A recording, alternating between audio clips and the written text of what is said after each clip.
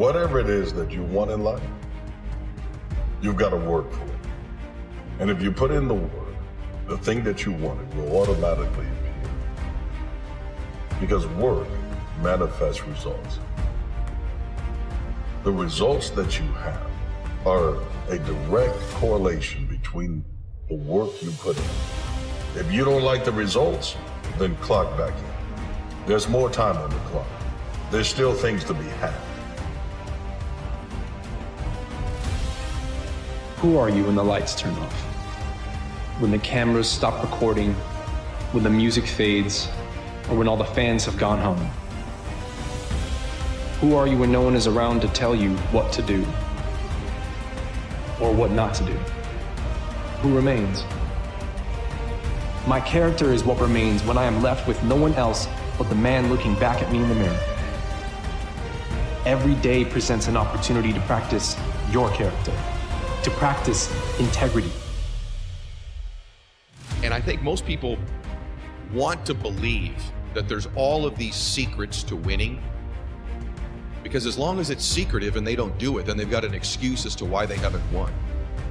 But what if the truth is, there really aren't any secrets? There just really aren't. That we all sort of really know what we need to do to win.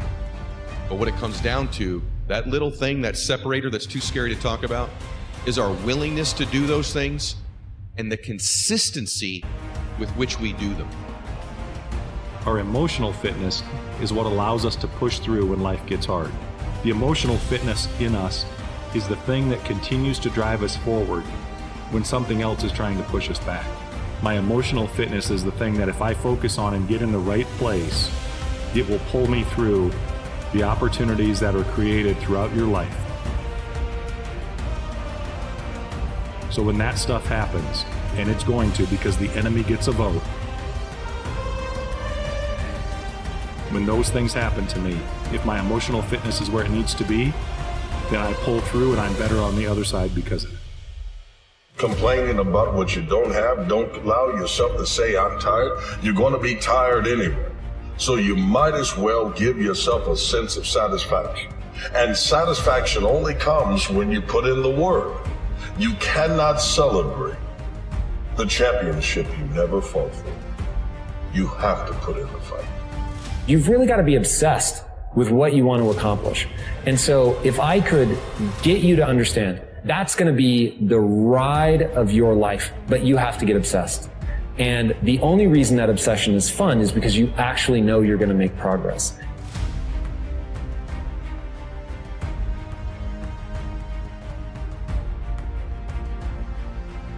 But as some great men and women have said before me, character and integrity is not something you inherit.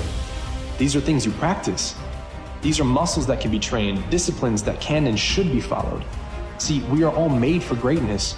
We all have the makings to achieve incredible success. But straight and narrow be the path to success. And fewer there be that choose to walk it. Why is the path so narrow? Because the temptation to abandon one's character, to be the ideal in the public eye and a puppet when the curtain closes, is ever present. When you put in the work, you put in the grind, you put in the blood, the sweat, the tears, you can expect that someone else has done the same thing. But the one who outworks the other, the one who will finish a round flurry, the one who will put in that time. It's the work that brings about the result. Think, operate, move with purpose and intentionality. Remember that there's a game plan and that this is not about a sprint. It's about the marathon of life.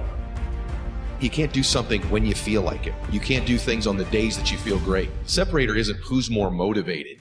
It's what do you do on the days that you are not motivated, that you are not inspired? Do you have the habits and rituals and disciplines, the guts, the grit, frankly, to step up and do the things that you know you need to do all the time, not some of the time? And when you stack up those all the times, those are the inches that you fight for that separate the greats from the average, the ones that become the best ever, the GOATs in their industry. Perhaps you even wrote yourself off. But I'm here to tell you, if you still have breath in your lungs, if you put your hand on your chest and feel a thump underneath, that pen you used to write yourself off with still has ink, which means the story is still being written. The story isn't done yet. God has a plan for you. He laid the path for you, but He can't make you walk. He can't make you get out of bed, and He won't hand it to you. You have to be the one to pick up the pen and write. Write the story of your life using the gifts placed within you. That voice quietly calling you, you answer it by using your gifts. You'll never get what you want out of life. You're never going to accomplish the things that you want unless you are obsessed. Obsession will hurt and it will be unhealthy unless you realize that you can get better. Far better to focus on, did I leave it all out on the field today? Value yourself for how hard you went after something, not for what you accomplished. And then let yourself get obsessed with something. When you finally get to the destination, you'll be thankful for the work